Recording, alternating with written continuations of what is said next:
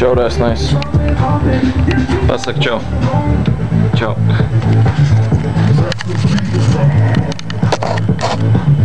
Tātad es mācīšu, kā pareizi jātaisa mazais un lielais handflow, kas ir daļa no likvidā kustībām. Karoči, liquid handflow sastāv no 4 daļām. Es tā parādīšu, kā viņš jādara.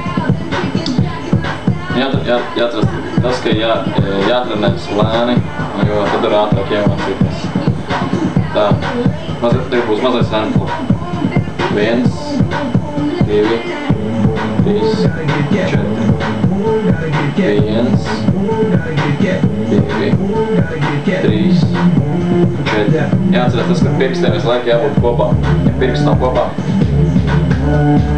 tā vajag labu jālabu pilikt. Tā, uz otru pusi.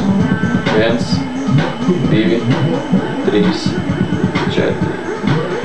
Kad būtu bišķi patrenējies, tu varēsi darīt jau bišķi ātrāk, mums sanāks tā.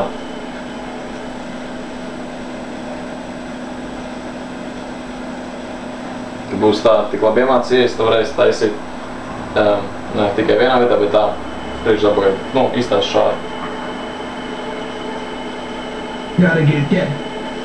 Tā, kas ir lielais handflow.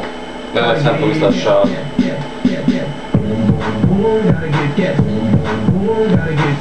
Arī 4 kustības un sākās tā. 1, 2, 3, 4.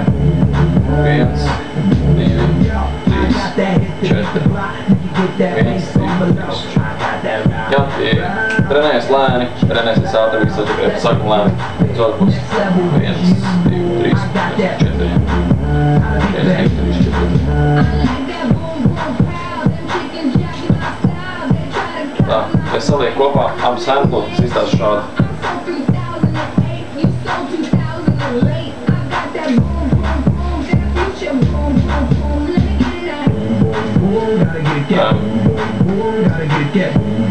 Handflow sākam jātrenējas šādi, bet ar laiku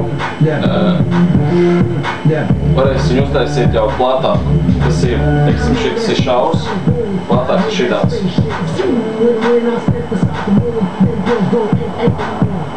Šis ir plats handflow. Jā, tas ir viss.